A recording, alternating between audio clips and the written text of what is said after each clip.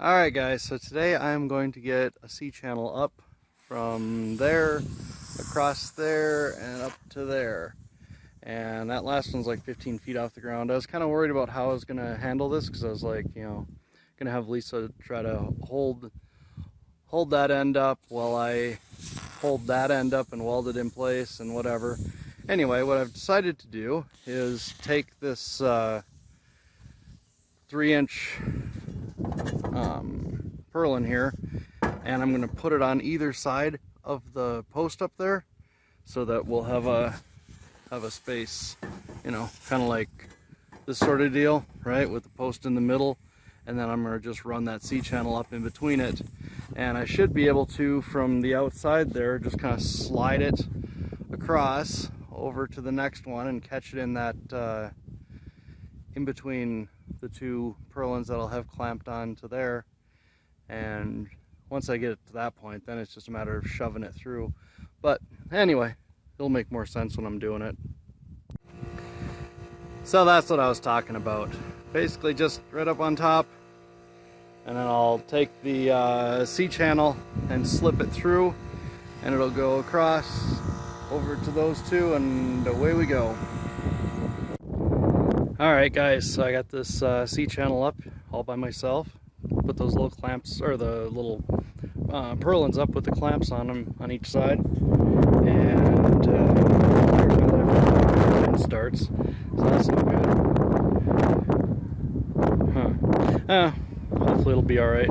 It shouldn't move. It's in there pretty snug. I mean, you can see it's kind of jammed on that one. Anyway, so I got done, and I told Lisa about it. She's been over there playing with the plasma cutter, and she's like, okay. Like, I've been sitting here spinning on this thing for a couple days trying to figure out how I was going to deal with it, and not have her try to be standing up on a ladder holding one end and whatever.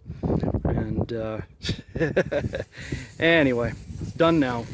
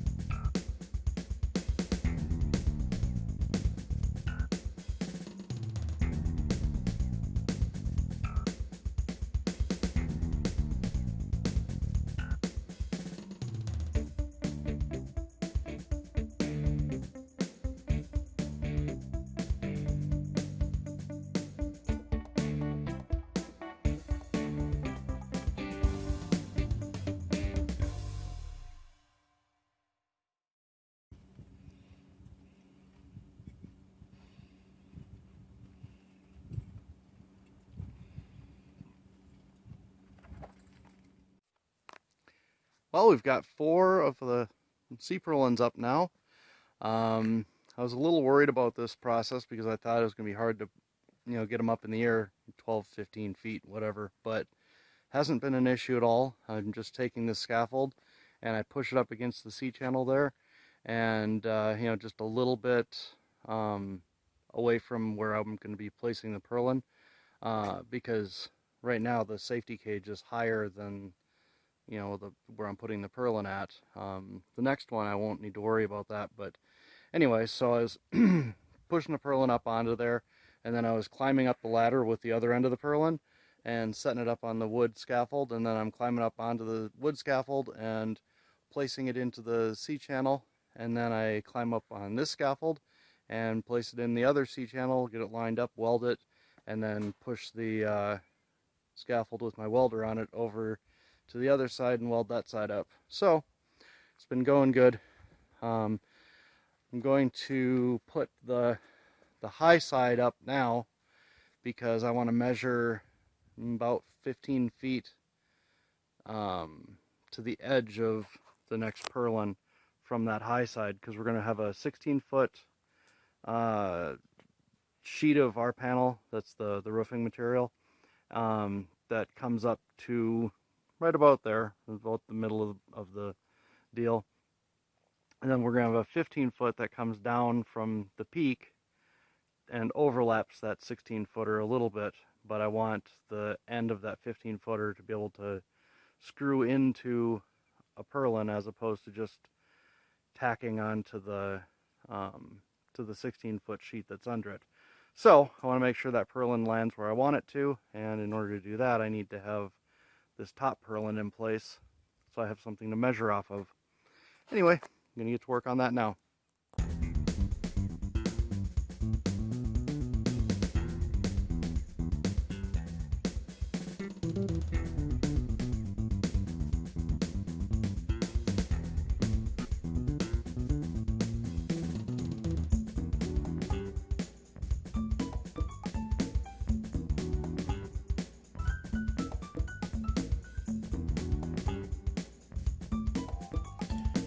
Alright, so y'all remember how I said things go well? Just wait. Oops.